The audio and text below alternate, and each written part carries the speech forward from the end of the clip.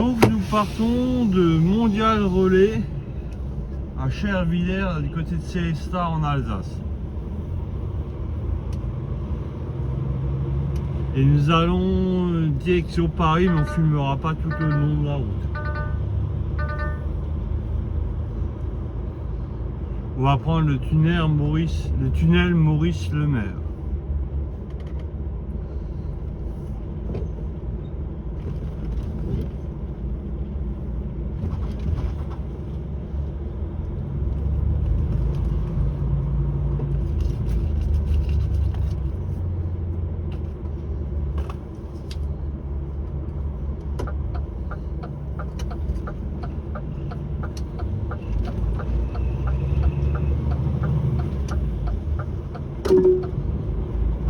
Prendre à gauche sur rue de l'Altambert.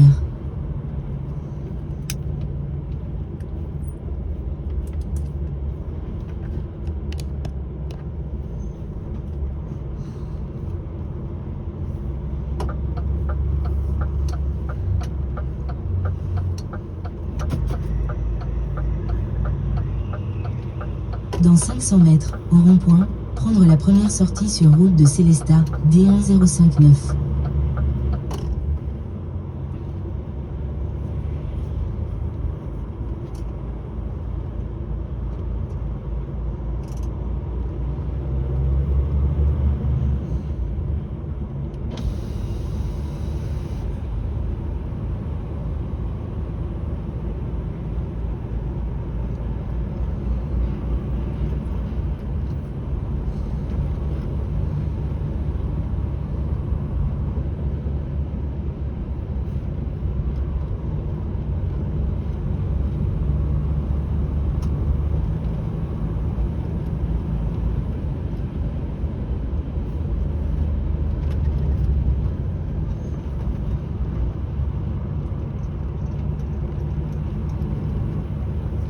Donc nous on se dirige vers la direction Mondial Relais Tremblay en France.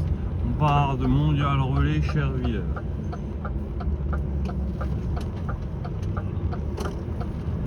Dans 500 mètres, au rond-point, prendre la première sortie sur D1059. Nous sommes en Alsace. On est le 19 novembre 2025, il est 22h10.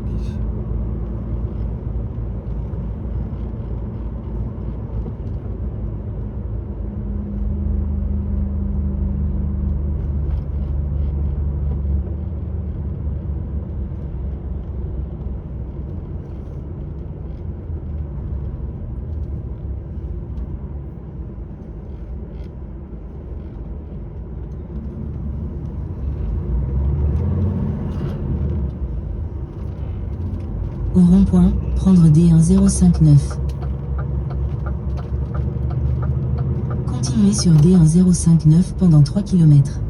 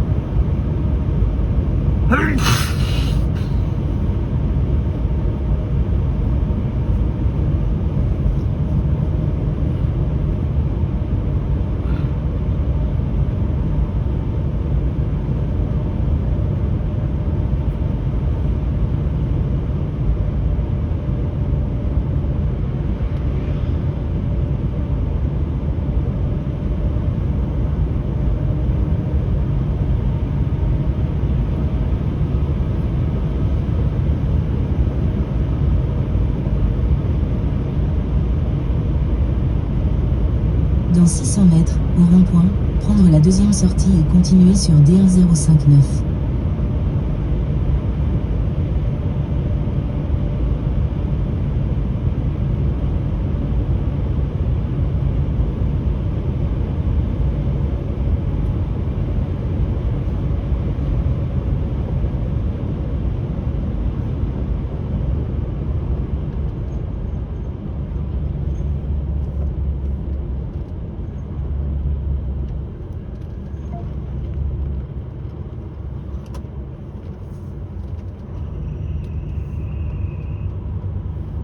Au rond-point, prendre D1059.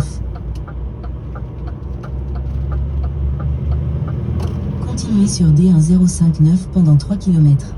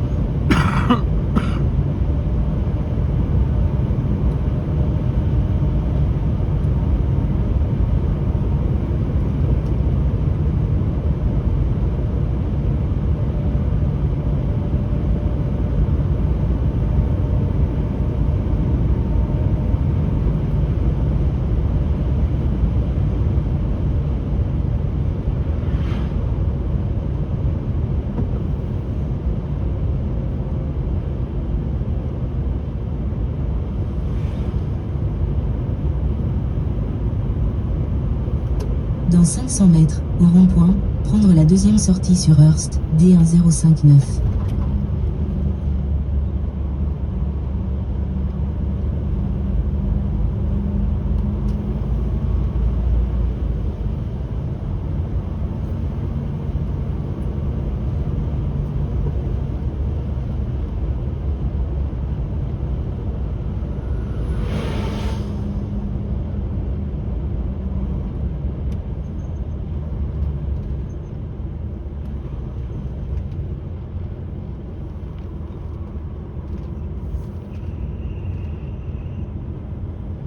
Au rond-point, prendre Hearst. Dans 500 mètres, continuez tout droit sur Hearst, D1059.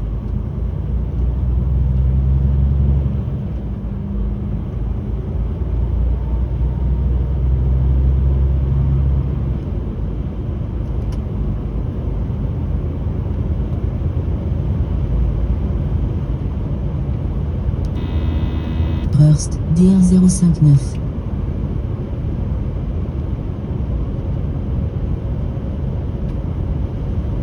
Continuez sur D1059 pendant 4 km.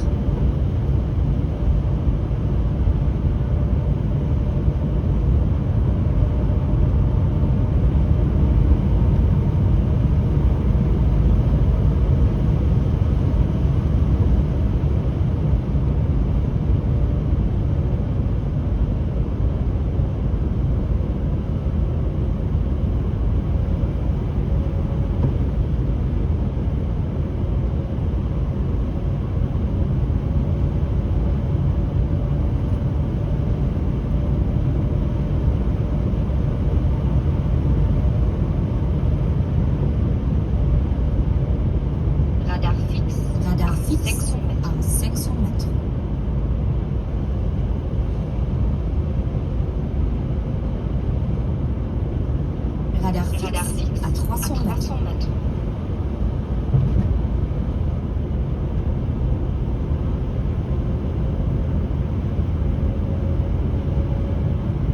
Radar fixe à 100 mètres.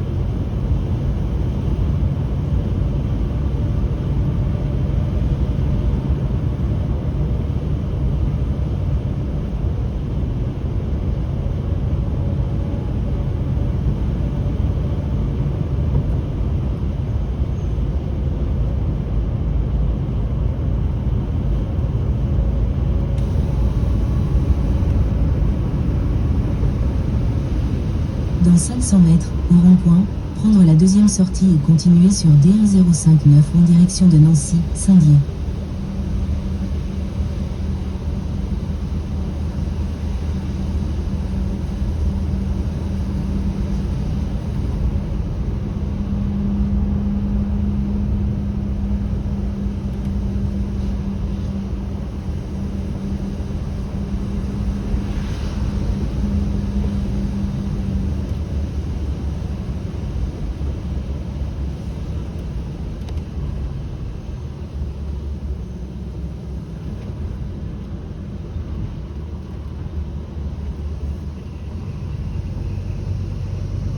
Au rond-point, prendre D1059. Continuez sur N59 pendant 7 km.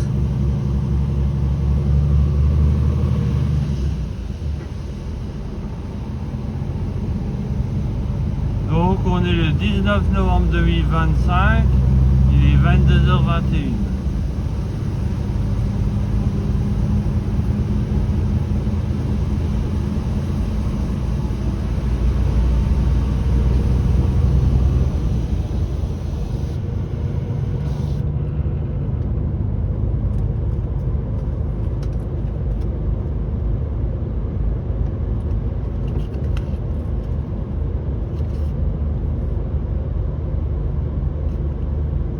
Nous sommes sur la nationale 59,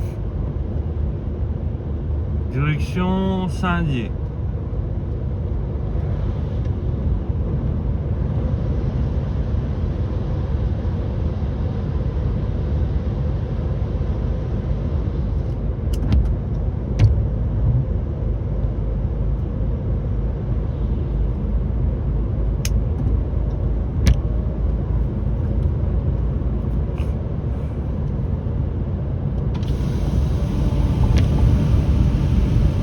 Il fait 2 degrés Celsius.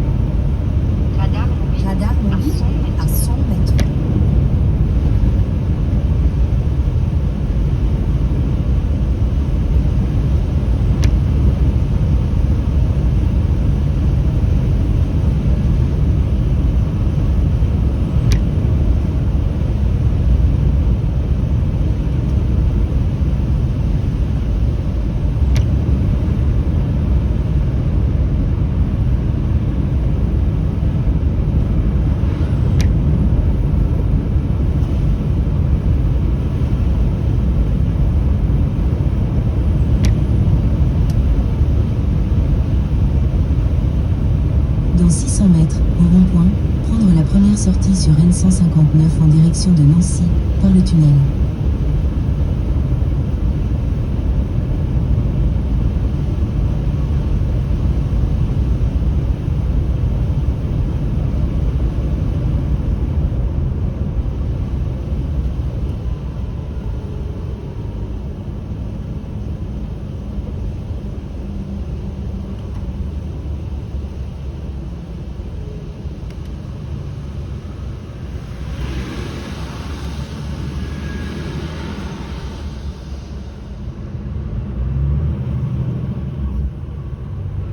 Au rond-point, prendre N159.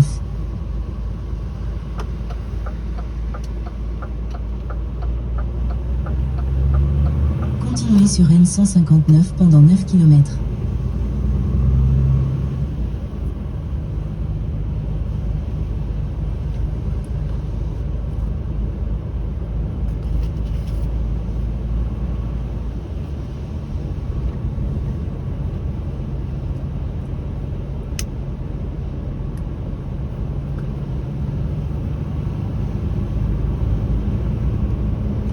On va prendre le tunnel Maurice Lemaire.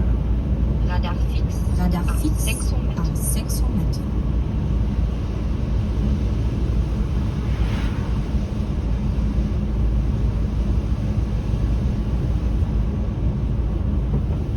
Radar fixe. Radar fixe. À 300 mètres. 300 mètres.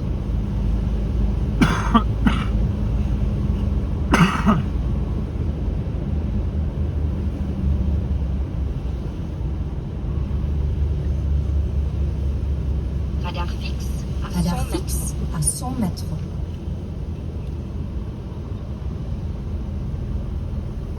Le tunnel Maurice Lemaire, il a 7 km.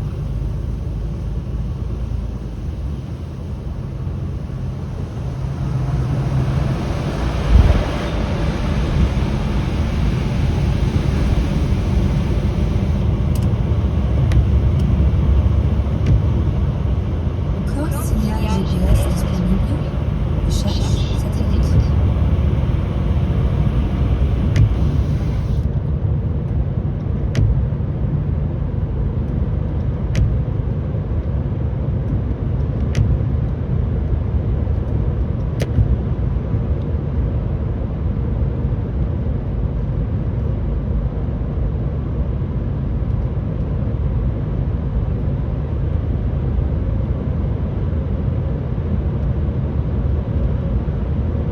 En fait, il y a de la buée qui se met sur la vitre à cause de la chaleur de la montagne.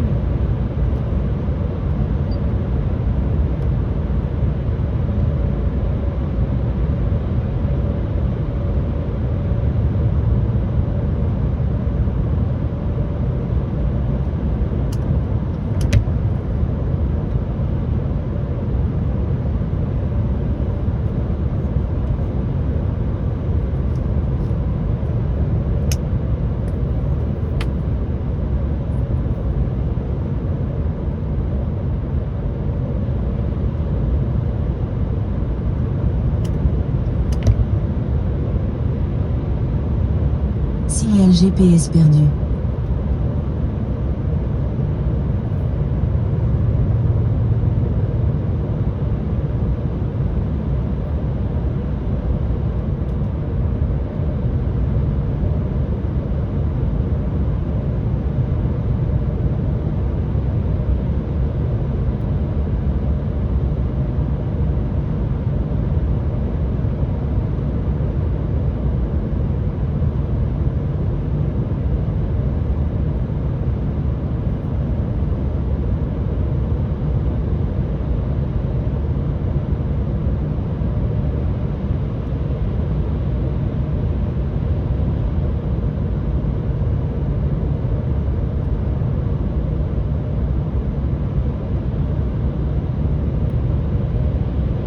Donc là, on se dirige vers l'ouest.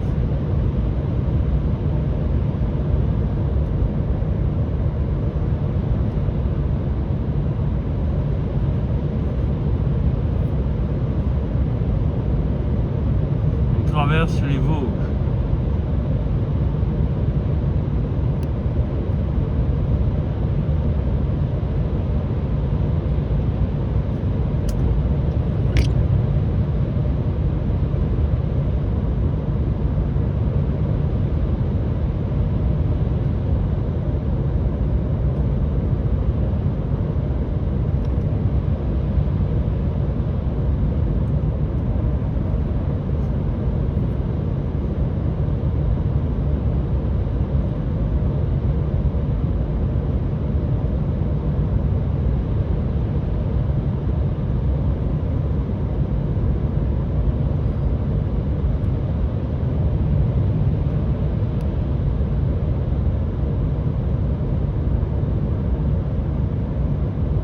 Ok Google,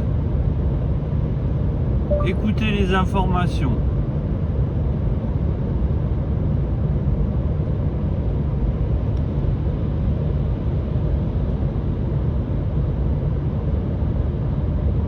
Écoutez les informations.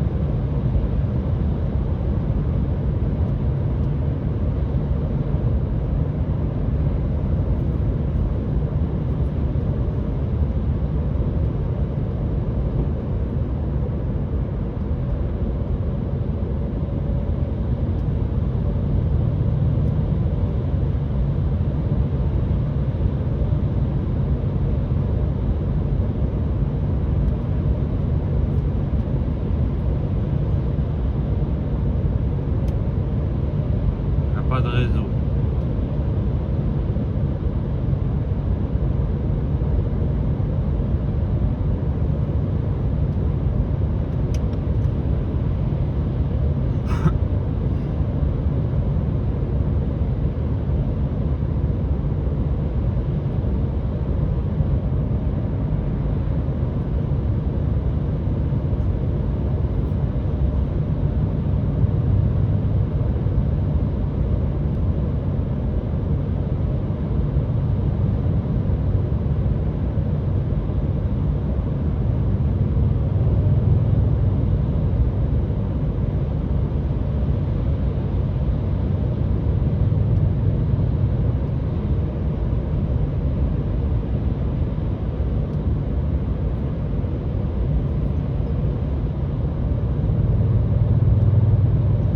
Donc il est 22h34.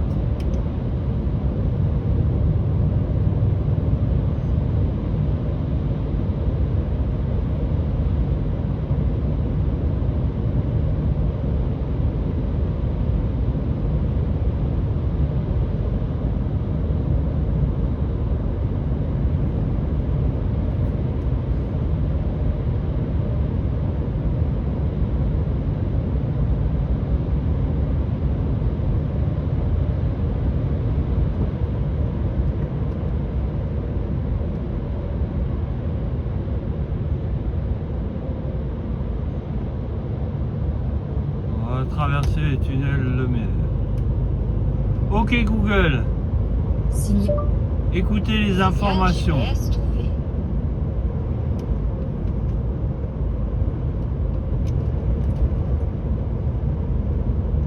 Ok Google, écoutez les informations.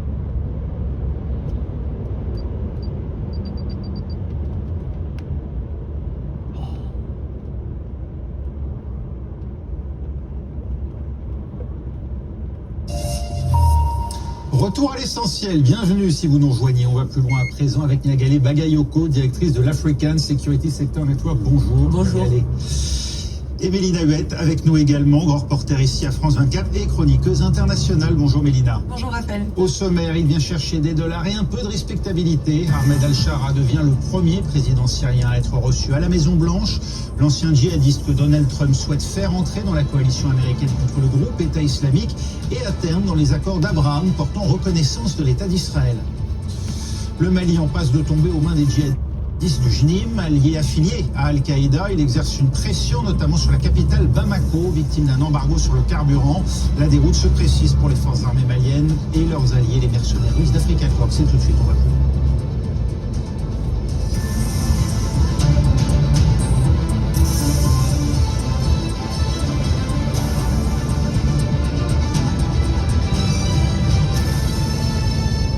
La rencontre se veut discrète, à l'écart des caméras, et pourtant c'est tout sauf une visite de routine. Pour la première fois, un président syrien est reçu à la Maison-Blanche, Ahmed Al-Shara, qui rencontre Donald Trump. Mathieu Mamin, vous êtes à Washington pour France 24. Cette visite donne lieu à des commentaires compte tenu du passé d'Ahmed Al-Shara. Oui, la visite du président Al-Shara à Washington a provoqué une onde de choc politique aux États-Unis, ni plus ni moins. C'est la première fois depuis l'indépendance de la Syrie qu'un chef d'État syrien est reçu à la Maison-Blanche, mais on ne parle pas de n'importe quel chef d'État syrien. Trump justifie cette rencontre par la nécessité, selon lui, de tourner la page d'une guerre interminable, selon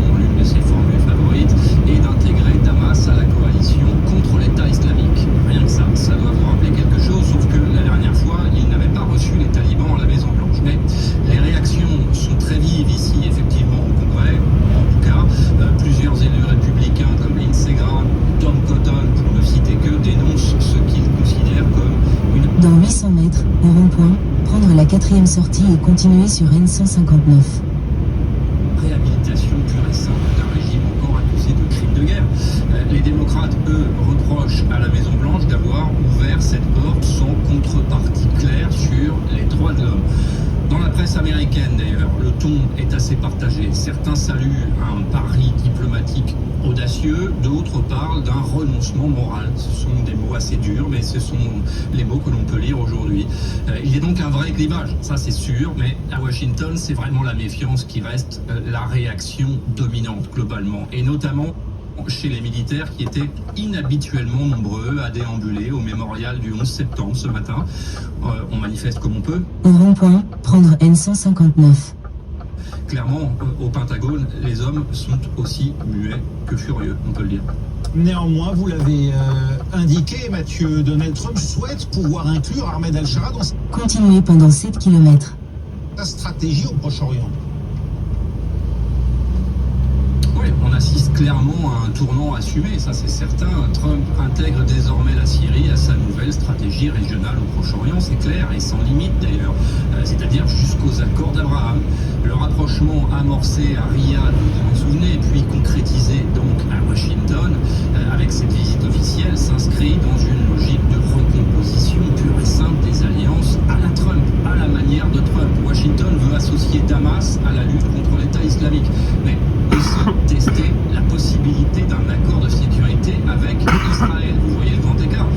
C'est simple, pour Donald Trump, l'idée est de stabiliser la région en échange d'une levée progressive des fameuses sanctions américaines et d'un accès syrien au marché énergétique du Golfe. En cela, il y a un dialogue, effectivement, avec les pays du Golfe. Alors, c'est clairement un pari diplomatique risqué, on l'a dit, si la Syrie reste sous sanctions internationales, et surtout si une partie du Congrès américain dénonce l'effacement des lignes rouges américaines, quand même, sur les droits de l'homme, encore une fois. Et puis, sur le passé, tout simplement. Mais dans l'esprit du président américain, l'objectif est bien de faire de la Syrie un partenaire et non plus un paria dans une architecture régionale revisitée, centrée sur les intérêts stratégiques et économiques des États-Unis. On parle quand même d'un marché de la reconstruction avoisinant les 400 milliards de dollars. Vous restez avec nous, Mathieu Negele Bagayoko. Ahmed al-Shara, allié d'Erdogan, certains le présentent même comme son obligé, la tête de pont de la Turquie en Syrie, mais aussi proche de l'Arabie Saoudite, où il est né, il faut le rappeler, et qui tente, c'était tout dernièrement, de renouer des liens à Moscou avec la Russie. Il peut ainsi manger à tous les râteliers. En l'occurrence, c'est ce qu'il se démontre capable de faire, c'est-à-dire c'est quand même une prouesse d'un point de vue diplomatique de parvenir à dialoguer avec des acteurs aussi variés. Mais ce qui est particulièrement frappant en ce qui concerne les États-Unis, c'est que c'est toute la stratégie de guerre contre la terreur, de war on terror, qui se trouve totalement remise en cause. Ce qu'il faut rappeler, c'est que Ahmed el-Shara, qui s'appelait jusqu'à il y a à peu près un an Al-Joulani, était l'un des principaux représentants d'Al-Qaïda. Et c'est Al-Qaïda qui a commis les attentats du 11 septembre. Donc sur le sol américain, la première fois que le sol américain a été frappé directement. Donc pour l'opinion publique ou pour les membres du Congrès, puisque l'enjeu est aussi de faire lever les sanctions qui le visent et qui ne peuvent être levées non pas par l'exécutif américain, donc par le président, mais seulement par la Chambre des représentants et le Sénat, il est absolument central. Et il y a de très nombreux vétérans au sein des commissions de défense et des affaires étrangères de cette Assemblée qui sont extrêmement choqués de ce retournement, sans compter l'opinion publique. Donc c'est un vrai pari à mon avis pour Donald Trump. Je ne suis pas sûre que sa base MAGA comprenne exactement de quoi il retourne actuellement.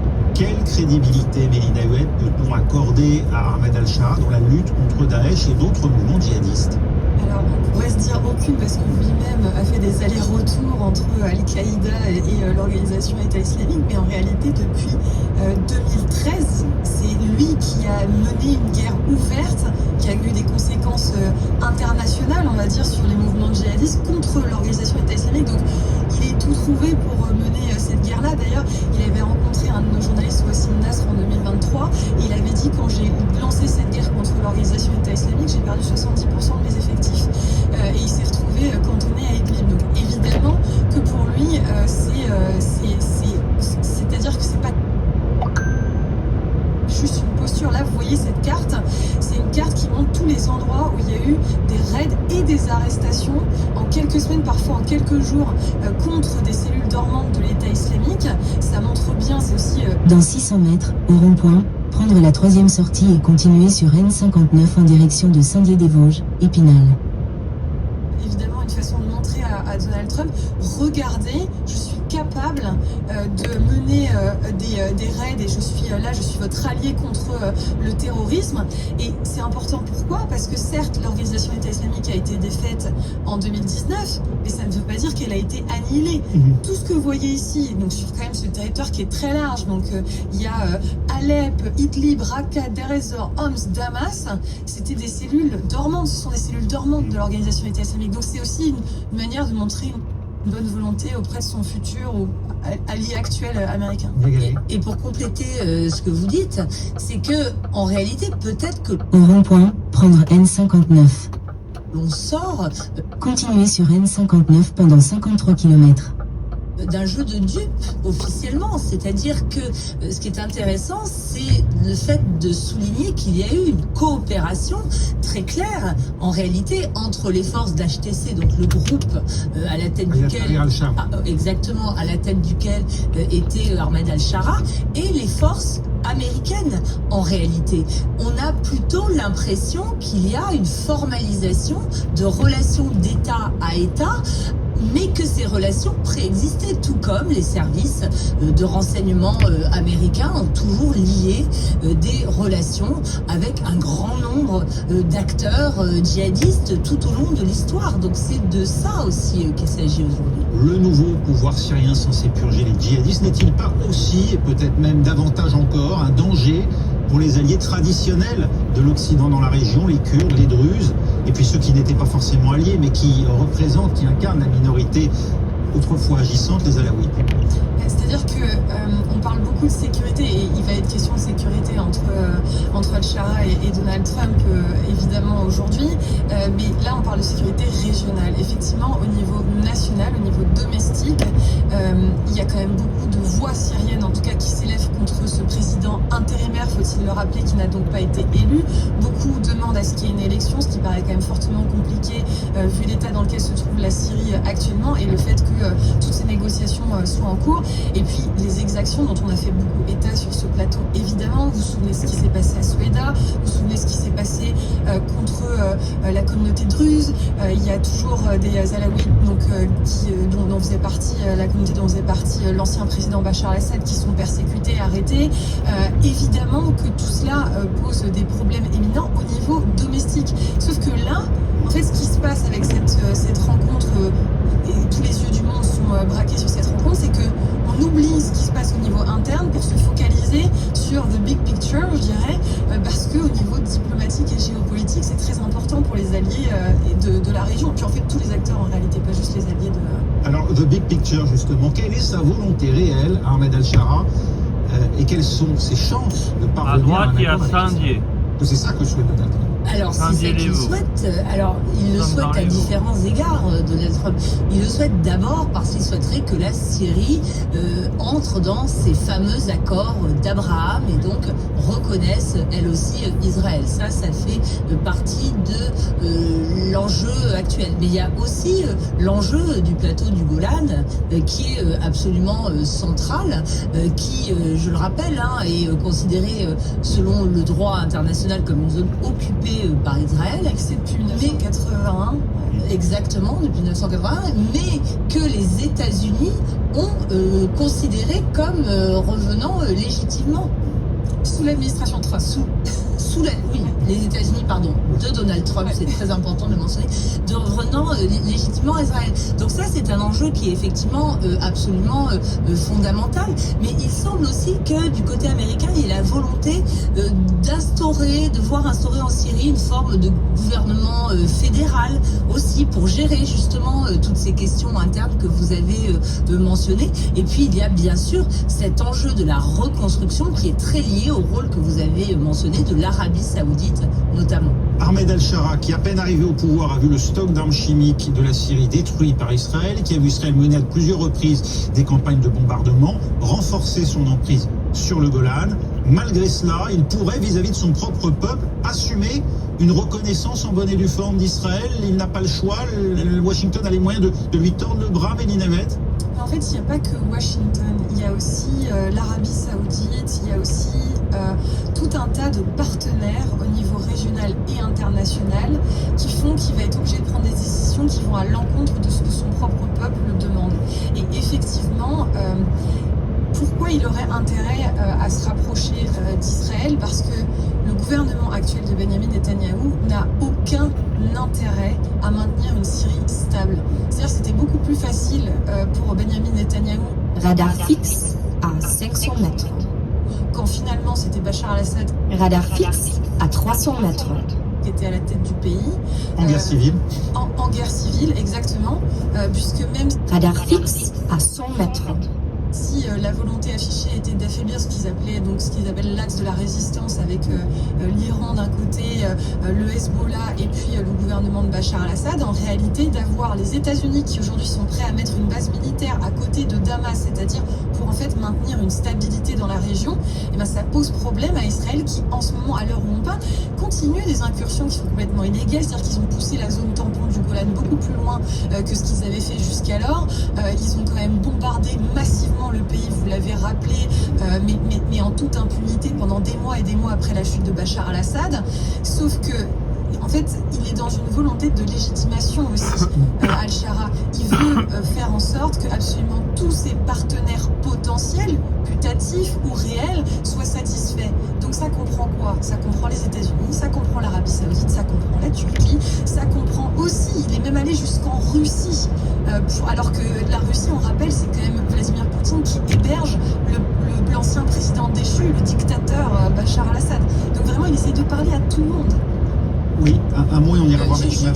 Juste un mot, il y a aussi l'enjeu de voir la Syrie rejoindre la coalition anti-Daesh, qui est au cœur aussi de ces discussions, et ça renvoie aussi à ces images absolument surréalistes qu'on a vues avec le président intérimaire al-Shara jouant au basketball avec CENTCOM, donc le commandant des forces américaines dans toute la région du Moyen-Orient. Donc ce sont et avec le chef de cette coalition anti-Daesh également. On voit les images d'ailleurs à l'instant. Mathieu Mabin, on imagine que ces images elles font parler. Il est prêt à beaucoup de concessions, Ahmed al-Shara. On évoquait à l'instant la lutte contre Daesh. Il y a la possibilité, même si ça reste très hypothétique, alors nous parlons d'un rapprochement avec Israël, malgré l'hostilité jusqu'à présent affichée très clairement par Benjamin Netanyahou. Pourquoi donc Ahmed al-Shara serait prêt à ces contorsions? Il a beaucoup à jouer aujourd'hui à Washington. L'enjeu financier dépasse tout le reste pour lui. Il faut avoir vu la Syrie aujourd'hui pour comprendre. La Syrie est à plat, elle est par terre. Elle ne s'est jamais relevée en réalité de la décennie de guerre qui l'ont secouée. Al-Shara n'en fait pas mystère. Il vient à Washington avec un double objectif. D'abord, obtenir la levée des sanctions américaines, en particulier la loi dite César Act, que vous connaissez et qu'il n'est pas nécessaire de rappeler, et qui paralyse littéralement la reconstruction du pays, c'est vrai, et donc la santé économique du pays. Et tant pis pour ces milliers d'hommes et femmes qui ont vécu l'enfer en détention dans ces prisons syriennes. Après tout, c'est vrai que ce régime n'y est pour rien et que ses serviteurs les plus fidèles en ont même été certaines victimes. Ensuite, il veut repositionner la Syrie dans le jeu régional, qu'elle rejoigne la coalition internationale contre l'État islamique, on l'a dit, et explorer la possibilité d'une normalisation même partielle avec Israël. Ça a été rappelé également sur votre plateau à l'instant, sous médiation américaine, c'est vrai, avec un rôle qui n'est pas négligeable et qui va incomber effectivement à l'Arabie Saoudite et aux pays arabes voisins d'Israël. C'est ça la partie la plus sensible de sa manœuvre, puisqu'il va falloir convaincre les anciens compagnons de route, qui ne sont pas tous fréquentables, c'est le moins qu'on puisse dire. Sur le plan intérieur syrien, cette ouverture lui permettrait effectivement de relancer l'économie, et il le sait, il pourrait attirer des investissements étrangers, dont des investissements européens d'ailleurs, et sortir d'une décennie d'isolement ferme. Mais attention, Al-Shara sait qu'il doit s'assurer que tout accord préservera la souveraineté syrienne, au moins en surface. C'est-à-dire qu'il ne va pas trop falloir vexer, notamment sur le Golan, effectivement, vous l'avez dit également, et ne le fera pas rompre non plus totalement avec ses alliés historiques qui demeurent l'Iran et la Syrie. Voilà, vous voyez, on risque d'en reparler encore sur votre plateau dans les prochaines semaines, les prochains mois et probablement les prochaines années, en fait. Merci Mathieu Mabin en direct de Washington. Voilà ce qu'on pouvait dire. Un dernier mot peut-être, c'est l'intérêt des Européens que ces sanctions soient levées. En fait, c'est l'intérêt de toutes les personnes qui cherchent, tous les États ou organisations qui cherchent à ce que la région soit stabilisée. C'est-à-dire que c'est une cocotte minute, la Syrie, et comme l'a justement rappelé Mathieu Mabin, au niveau interne, au niveau domestique, le pays est exsangue. C'est-à-dire que quand on parle de la levée des sanctions, on se demande s'il est fréquentable ou pas, ce président intérimaire, mais il faut se poser la question des civils, qui sont les premiers affectés par ces sanctions. Donc évidemment, quand il y a eu la levée en mai 2025, ça a permis, en tout cas, un soulagement, on va dire, temporaire, et ensuite, il faudra des années et des années pour reconstruire le pays, des décennies. Mais effectivement, qu'il soit fréquentable ou pas au regard de son passé, il est nécessaire aujourd'hui d'avoir un interlocuteur en Syrie, rien que pour maintenir une stabilité dans la zone.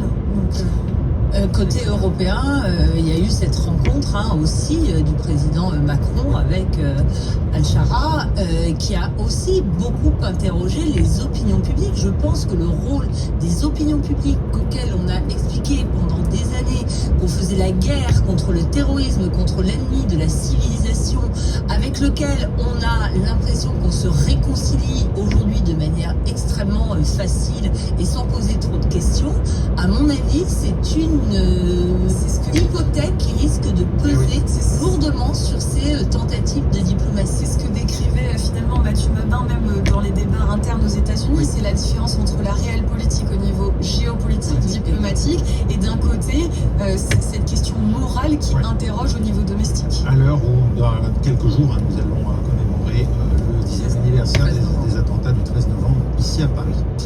On évoquait Al-Qaïda, l'un de ses avatars au Mali, le groupe de soutien à l'islam et aux musulmans menace aujourd'hui une partie du pays, dont Bamako, la capitale, soumise à un blocus. Les écoliers ont pu reprendre le chemin de l'école ce lundi après 2 semaines d'interruption.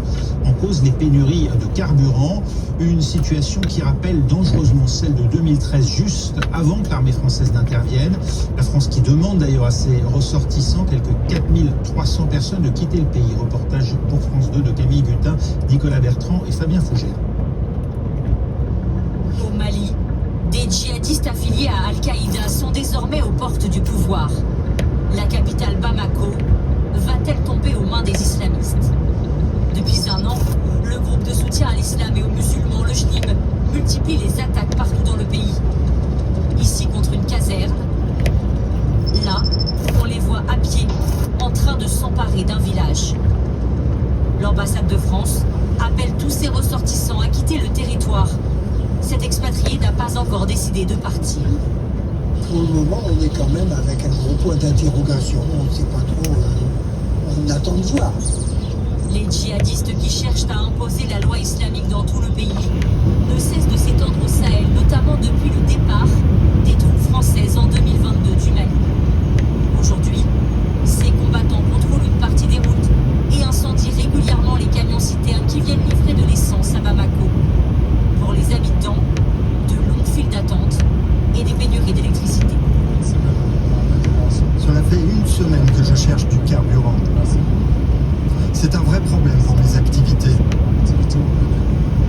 Asphyxier progressivement la capitale pour provoquer un renversement de régime, c'est le plan des djihadistes. djihadistes, c'est de faire en sorte que la population à Bamako, il y a plus de 3 millions d'habitants, que les gens qui souffrent sur le plan alimentaire et du carburant se révoltent contre le pouvoir central des militaires. Car la junte militaire arrivée au pouvoir après 2 coups d'État est impuissante face à l'expansion des islamistes. Après avoir rompu avec ses alliés occidentaux, dont la France, le pouvoir en place s'est tourné vers la Russie et ses forces paramilitaires.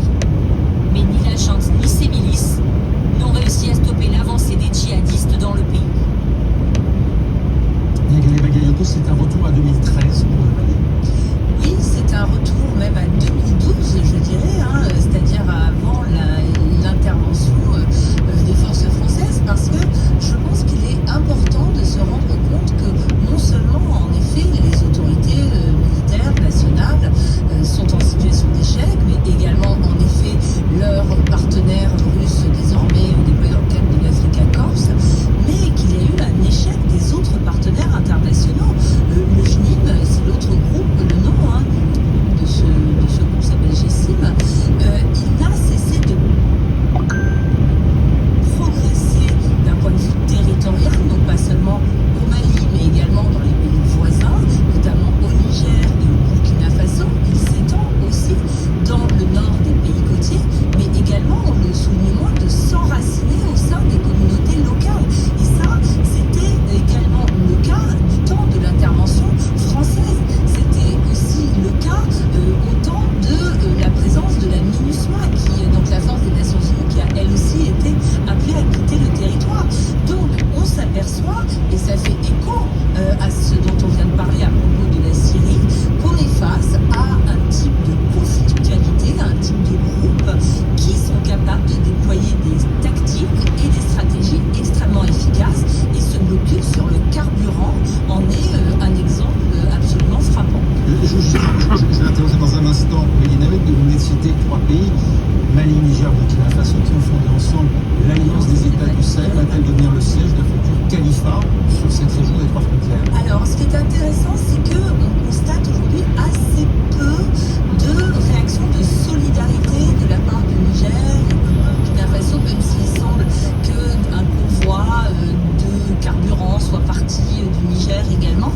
Mais on se rend compte que les autres États semblent quand même assez prudents dans leur solidarité aujourd'hui vis-à-vis de Bamako, parce que tous finalement expérimentent ces mêmes difficultés face à cet adversaire particulièrement coriace. C'est l'échec des juntes et parfois leurs exactions qui ont même empiré la situation. Mélina Abed. Alors oui, effectivement, vous parliez tout à l'heure d'Africa Corps, donc anciennement Wagner, effectivement la présence de mercenaires russes qui viennent soutenir ces juntes et qui commettent exaction sur exaction, qui perdent finalement le cœur et l'esprit, pour parler politiquement de quelque chose d'atroce, des populations, font qu'il y a une perte de confiance évidente et que derrière il y a le champ libre pour des organisations djihadistes, dont le JNIM, mais pas que.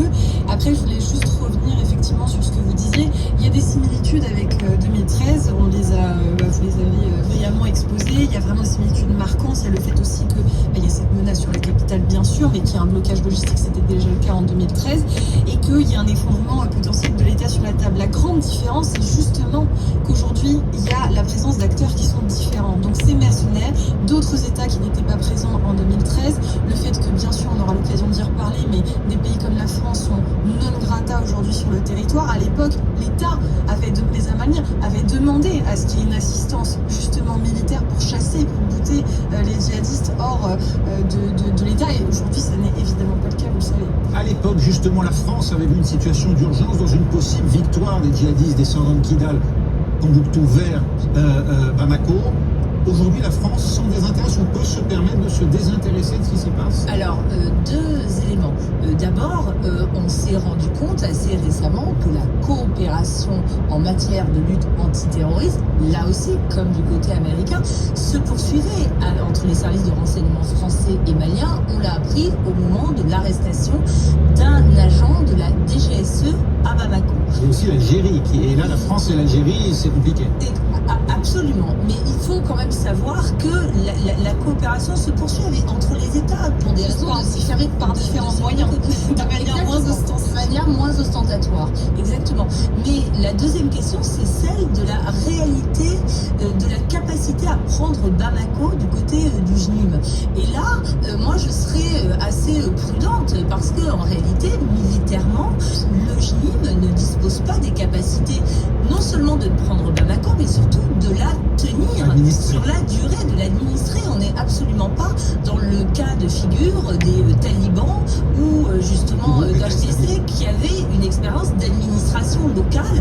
Là, il y a effectivement une gouvernance qui s'est mise en place sur différentes parties du territoire, mais dans des zones très très dispersées les uns des autres. Mais en revanche, ce qui est en train de se dessiner, à mon avis, c'est la mise en avant d'acteurs religieux politiques rigoristes. On pense par exemple à l'imam Dicko qui se trouve réfugié précisément en Algérie, mais même d'une alliance éventuelle avec des forces politiques d'opposition qui seraient prêtes à négocier avec le JNIM l'application d'une vision ultra rigoriste de la charia sur le territoire, sans parler de califat, pour répondre à votre question.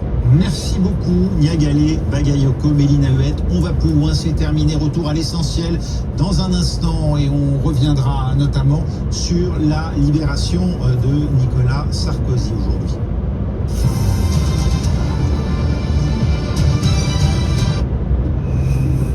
France 24 évolue sur le numérique. Économie, sport, journaux, grands reportages en replay. France 24, l'info commence ici. Retrouvez la météo avec Écoutez Voir. Des lunettes et des aides auditives pour rester à l'écoute du monde et voir plus loin. Écoutez Voir, optique et audition. Ok Google, ok Google, ok Google, éteins la radio.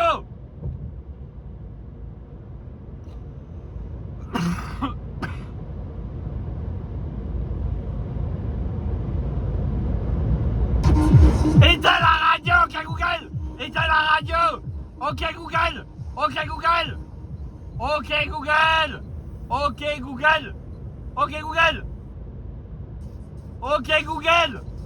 Ok Google. Google. Éteins la radio.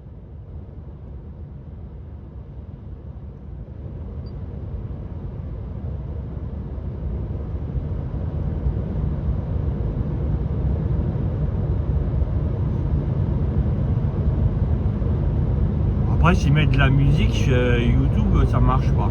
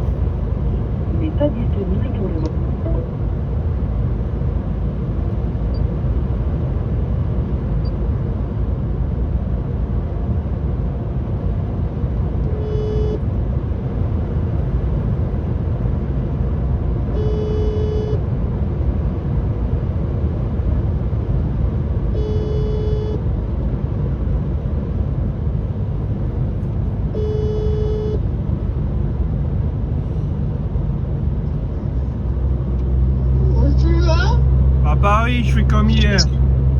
Comment? Je fais comme hier.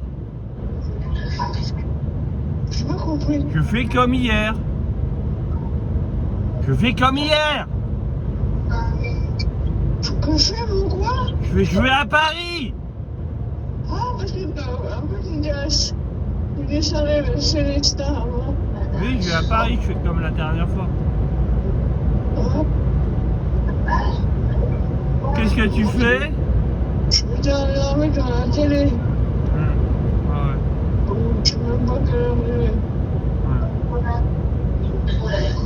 Oh, pas la peine. Ouais. Il est quelle heure, hein? Hein? Il est quelle heure? Là, il est 23h08. Oh, bah, j'ai dormi au moins 1 heure. Ah ouais. Oh, la famille, me lève maintenant. Qu'est-ce que t'as fait aujourd'hui? Oh, Qu'est-ce que t'as fait aujourd'hui? comme d'habitude, arrête de me demander ça, c'est toujours comme ça.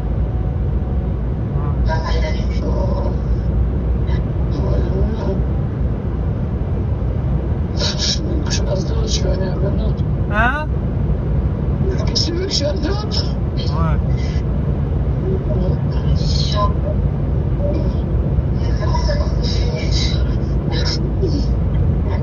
Ouais, pour la télé. Ouais. Pourquoi j'ai une télé? Je me dehors de jour. Hein? Je me demande pourquoi j'ai une télé, je me dehors toujours. Ah ouais.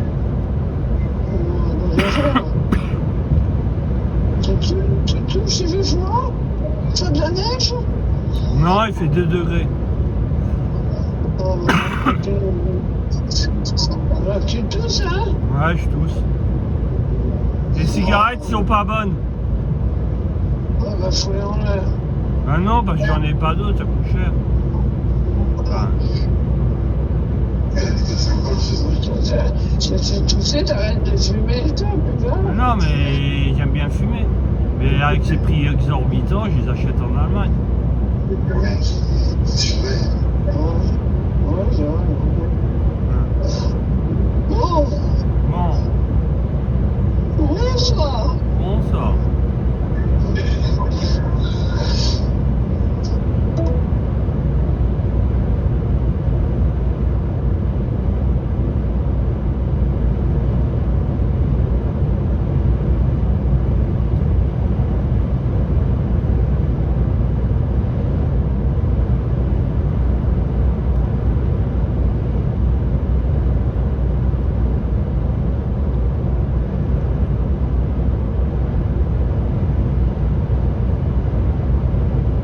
Ok Google, est-ce que là, l'autoroute A4 est-elle ouverte au départ de Paris direction Strasbourg vers la nationale 104?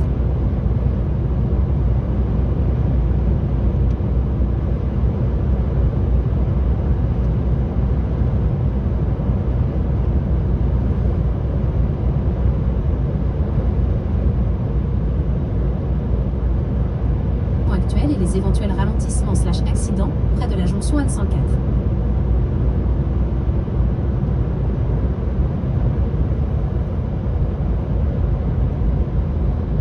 La 4 est généralement ouverte dans cette direction, mais il y a des travaux signalés près de Ferrières et d'autres points. Consultez un service d'infotrafic en temps réel, comme Citadin ou Sanef, pour les conditions actuelles et les éventuels ralentissements/accidents près de la jonction N104.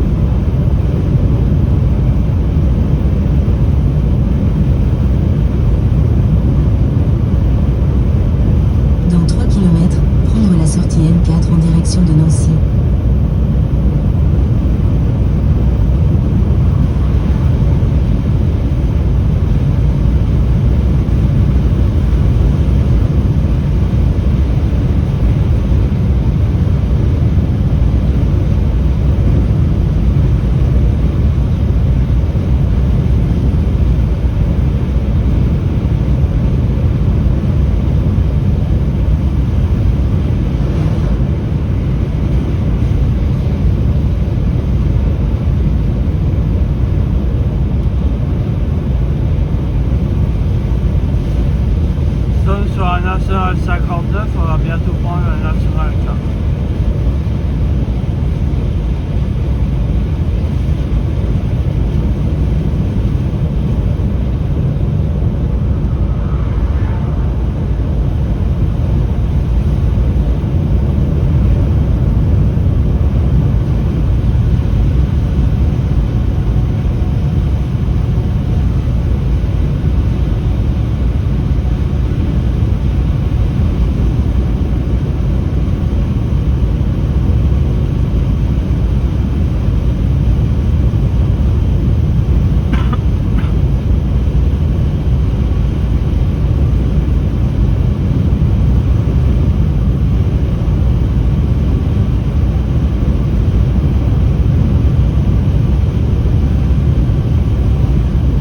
Dans 800 mètres, prendre la sortie N4 en direction de Nancy.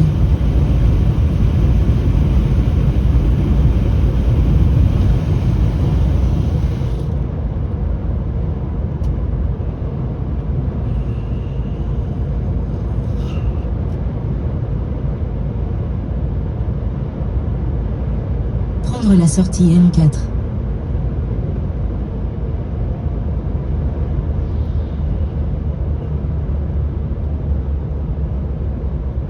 Continuez sur N4 pendant 13 km.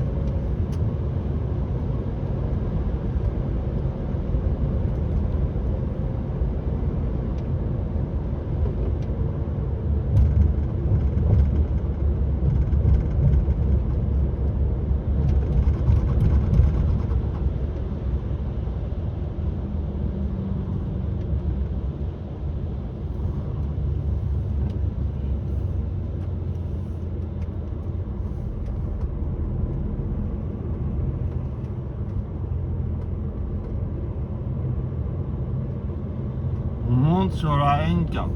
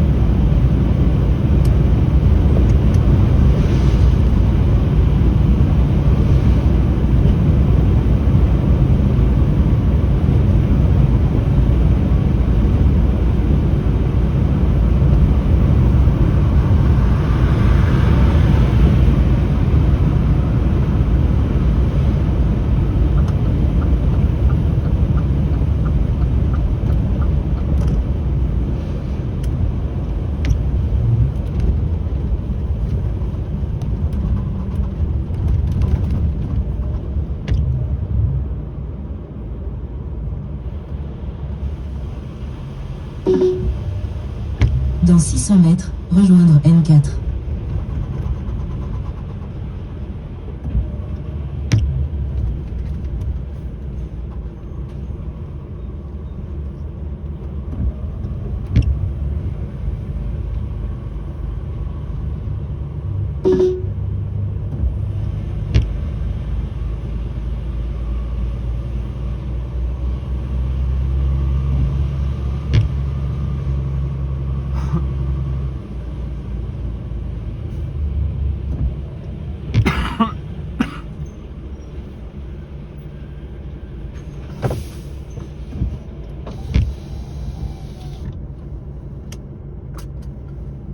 Nous sommes à la station Total de Lunéville sur la Nationale 4.